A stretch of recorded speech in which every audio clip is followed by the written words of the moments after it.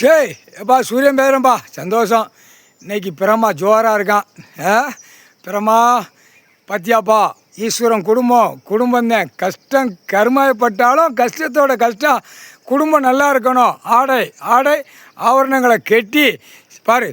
ஈஸ்வர மகா எவ்வளவு ஒரு ஆனந்தமாக கைலாசத்தில் பிள்ளைகள் உட்கார்ந்து எல்லா வேலைகளையும் நடத்தி இந்த மானிட தப்பு செய்கிறத உலக நாடு கணக்கு கொடுக்குற இந்த மானிட கூதி மனுக பார்க்கலன்னா அப்போ இவனுக்கு என்ன வேணும்?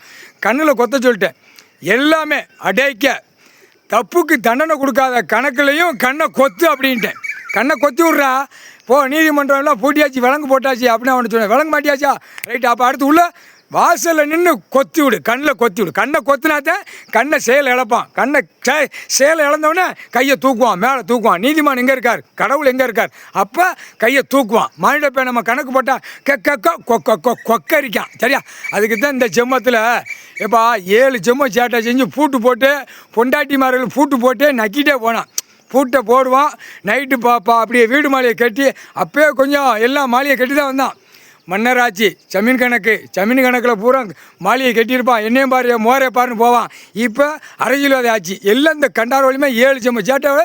ஆனால் ஈஸ்வரன் விடாமல் கொண்டு வந்து இந்த குய்மணல் இந்த ஜெம்மத்தில் போட்டு உட்கார வச்சு நசுக்குன்னு நசிக்கிடுவான். சரியா? ஈஸ்வர மகன் என்னப்பா என்னமோ சிவப்பு ஆடை சொல்லியிருக்கேன். கணக்கு பார்த்தோன்னே காளீஸ்வரருக்கு சிவப்பு ஆடை தான் இருக்கணும். சரியா? அப்போனா தான் இவன் சீவுவான். அப்போனா தான் கோவம் வரும். எப்பா உள்ள இளையவன் தகப்பன் தாய் தகப்பனை அலங்காரம் பண்ணி அவனுக்கு அந்த பவுசில் இருக்கான். புள்ள கஷ்டப்படுது. 2 பிள்ளைகளும் மனம் இறங்கி தன்னால் 7 ஜெம்மம் நம்மளை அழிச்சிருக்கான்.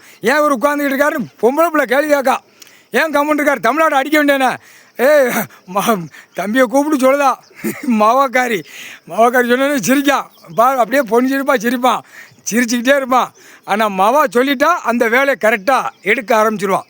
இப்போ மவா தம்பிகிட்ட கூப்பிட்டு சொல்லி இங்கே வா, தகப்பனுக்கு சேப்பாடை கட்டு, ஓம் சக்தியா நம்ம தாயை வச்சு அசிங்கம் பண்ணிவிட்டு அந்த முட்டாப்பே சென்னை மெட்ராஸில் ஓம் சக்தி இருக்கங்குடி எல்லா இடத்துலையும் பூரா வச்சு எல்லாம் அசிங்கம் பண்ணிட்டான். இருக்கங்குடி அடுத்தாப்புல எல்லா இடத்துலையுமே சும்மா வச்சு அசிங்கம் பண்ணிட்டான் தமிழ்நாட்டில்.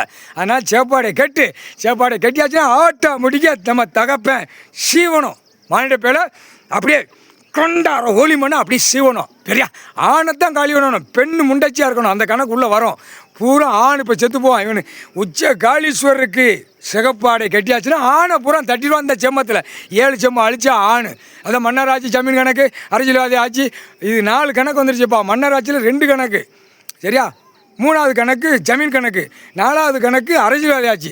பூரா 1 சென்டில் வீடு கட்ட 2 சென்டில் வீடு கட்டி பூட்டு போட்டு அவன் பொண்டாட்டி வச்சு அப்படி விலைக்கு உள்ளே உட்காந்து நக்குதான். கண்டாரோலி கணக்கு தெரியலையாடா? கடவுள் போட்ட கணக்கு தெரியலையா? இப்போ கண்ணை கொத்து தான் வீரபுத்திரன் பைரவன் கருப்பேன். அப்போ கணக்கு நீதிமன்றத்தில் தண்டனை கொடுக்காதனால இப்போ விலங்கு போட்டாச்சு. விலங்கு எல்லா நீதிமன்றம் போட்டாச்சு. இப்போ விலங்குல நிற்கி இப்போ இவங்க என்ன செய்வாங்க? அப்படியே இப்போ வேகமாக சூட்டிப்பா இருக்காங்கப்பா. சின்ன பொண்ணோட்டக்காரன் பெரிய எல்லாமே கரெக்டாக ஐயா நம்மளை கொண்டுருவார். இந்த ஜெம்மத்தில் நம்ம தண்டனை இந்த பேர்களுக்கு நம்ம கொடுக்கல, நம்மளை கொன்று கீழே இறக்கிடுவார். சின்ன பொண்ணோட்டக்காரன் அவன்லாம் ஐயா உருளுதான், கீழே உருளுதான். ஐயா அடிக்காமையா எங்களுக்கு பவரை மட்டும் கொடுங்க. நாங்கள் ஒரு செட்டாக வெளியே போகிறோம், எங்களுக்கு பவரை மட்டும் கொடுத்துக்கிட்டே இருங்க. கண்ணில் கண்டார் வழிமான ஆணை கொத்தி விட்டுக்கிட்டே வரேன். ஆணை கொத்துனாத்தான் பெண்ணுக்கு அறிவு வரும். சரியா? இப்படி அழித்து நாசம் பண்ணி வச்சுருக்கோம்.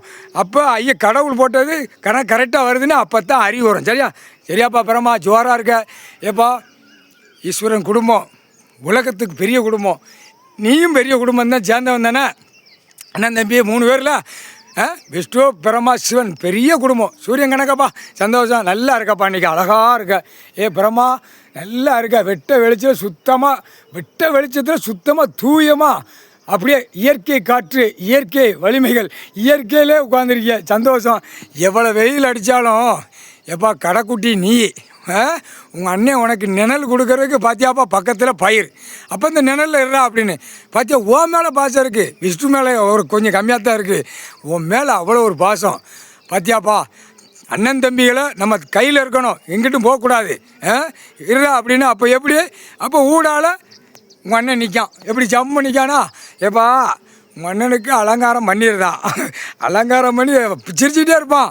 என் புள்ள எனக்கு 7 ஜென்மமாக என் புள்ள தொடலையே இளைய பிள்ளை அப்படின்ட்டே இருந்தான். இந்த ஜென்மத்தில் தொட அவனுக்கு எல்லா பவர், உலகத்தில் இருக்க பவர் எங்கெங்கே வச்சுருக்கான பூரா எடுத்துக்கிட்டு இருக்கான். இப்போ எல்லா பவர் எடுப்பான். இப்போ வெளிநாடு போகிறான். இப்போ இன்னொரு நாடு அடிக்க போகிறான். இன்னொரு நாடு அடிக்கலை, என்ன பெட்ரோல் டீசல் வராது. இல்லை உன் பொண்டாட்டிட்ட பெட்ரோல் டீசல் என்ன வரும்? இல்லை தமிழ்நாட்டுக்கார குயிமனை முட்டா குயிமனை கண்ணு தெரியாடா, அதனால் கொன்னே விடுவார். தமிழ்நாட்டில் இருக்கிற உன் பொண்டாட்டிட்ட என்ன வரும் சரியா? என்ன ஆயில் என்ன வருதா, என்ன வரும், டீசல் வரும், பெட்ரோல் வரும், 3மே உன் பொண்டாட்டிட்ட உயிர் தடத்துலேருந்து வரும். அதை வச்சு யூஸ் பண்ணி நக்குங்கடா முட்டா குயிமனைகளா, தமிழ்நாட்டுக்கார முட்டா குயிமனை கண்ணு தெரியாடா. அறுவாலை வச்சோன்னா இப்போ சீவான் பாரு. தமிழ்நாட்டுக்கார பேர் ஆன பூரா எலெக்ஷனாடா முட்டா குயிமனைகளா முக்கால் சத்தி